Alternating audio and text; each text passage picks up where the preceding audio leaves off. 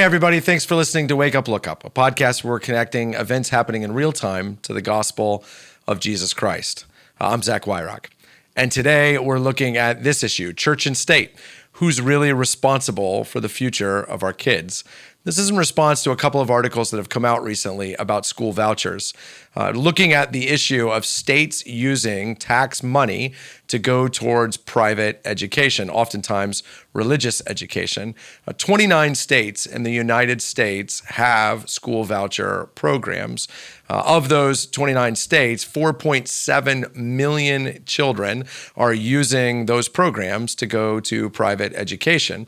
Here in Ohio, this is a big thing. In the Ed Choice program, 150,000 students in the state of Ohio use the Ed Choice program for private education, and 91% of those students are choosing religious education.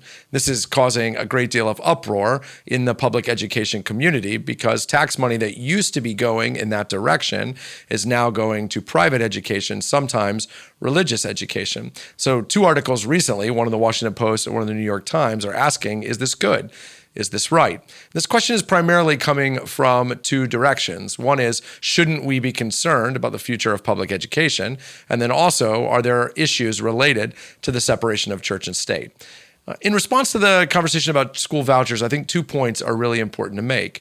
The first is that your children are your responsibility. The Bible makes clear that parents are who are going to be held responsible for the future of their children in every way.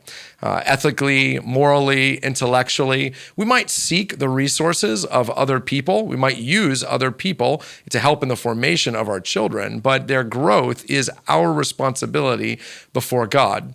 So if the state decides that tax money is going to be used towards education, I do not think it follows that the state should be the one making choices about where your children go for their schooling. If tax dollars are going to be used for education, then they should be put in the hands of parents who should rightfully be making the educational choices for their children. As Christians, we should support any policy that empowers and equips parents and oppose any policy that takes power away from parents and gives it to anyone, including the state.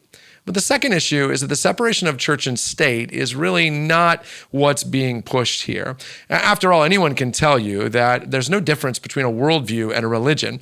Both are seeking to answer the deep, fundamental questions of human experience. The secular worldview, for example, the one that tells you that you are autonomous and independent and should do whatever makes you happy, is in essence a religion. It's answering the fundamental questions of your life. And when you go to a public school, as anyone can tell you, who's been in one recently, you will find that the secular worldview, that religion, is being advocated for right and left. You'll see pride flags. You'll see advertisements to talk to someone about gender dysphoria and transgender issues. You're going to find all kinds of ethical and moral viewpoints from the secular worldview being pushed upon students. It isn't as though public educators are separating out morals and ethics from their teaching.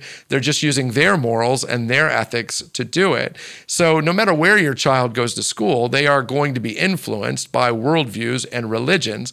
The question is whether or not you trust the worldview and religions that they're going to be exposed to.